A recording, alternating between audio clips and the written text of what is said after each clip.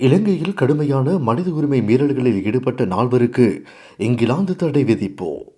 உச்சகட்ட மகிழ்ச்சியில் பாதிக்கப்பட்ட தமிழ் மக்கள். இலங்கை உள்நாட்டுப் போரின் போது கடுமையான மனித உரிமை மீறல்கள் மற்றும் மீறல்களுக்கு பொறுப்பான இலங்கை ஆயுதப்படைகளின் முன்னாள் தலைவர் ஷவேந்திர சில்வா, முன்னாள் கடற்படை தளபதி வசந்த கருணாகுட, இலங்கை இராணுவத்தின் முன்னாள் தளபதி ஜெகத் ஜெயசூரிய, தமிழீழ விடுதலை புலிகளின் முன்னாள் இராணுவ தளபதி கருணா அம்மான் என்று அழைக்கப்படும் விநாயகமூர்த்தி முரளிதரன் உள்ளிட்ட 4 நபர்கள் மீது இங்கிலாந்து அரசாங்கம் தடைகளை விதித்துள்ளது.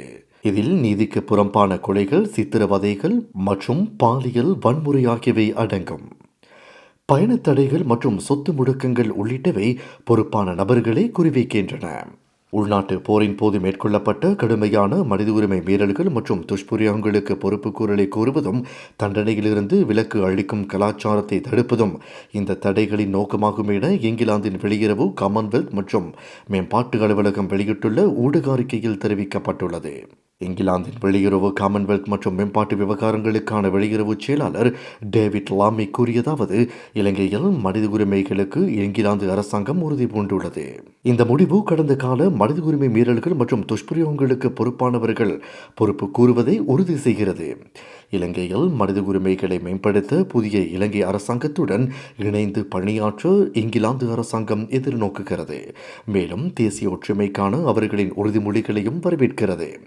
இந்தோ பசிபிக் அமைச்சர் கேத்தரின் வெஸ்ட் ஜனவரி மாதம் இலங்கைக்கு மேற்கொண்ட தனது விஜயத்தின் போது பிரதமர், வெளியுறவு அமைச்சர், பாராளுமன்ற உறுப்பினர்கள், சிவில் சமூக அமைப்புகள் மற்றும் இலங்கையின் வடக்கில் உள்ள அரசியல் தலைவர்களுடன் மனித உரிமைகள் குறித்து ஆக்கப்பூர்வமான கலந்துரையாடல்களை நடத்தினார்.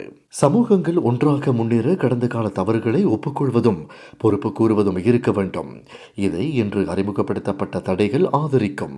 அனைத்து இலங்கை சமூகங்களும் வளர்ந்து செழிக்க முடியும் என்று நாங்கள் விரும்புகிறோம். மனித உரிமைகள் மேம்பாடுகள் மற்றும் பொருளாதார வளர்ச்சி மற்றும் ஸ்திரத்தன்மை உள்ளிட்ட அவர்களின் பரந்த சீர்திருத்த நிகழ்ச்சி நிரலின் இலங்கை அரசாங்கத்துடன் ஆக்கப்பூர்வமாக பணியாற்ற இங்கிலாந்து உறுதி பூண்டுள்ளது.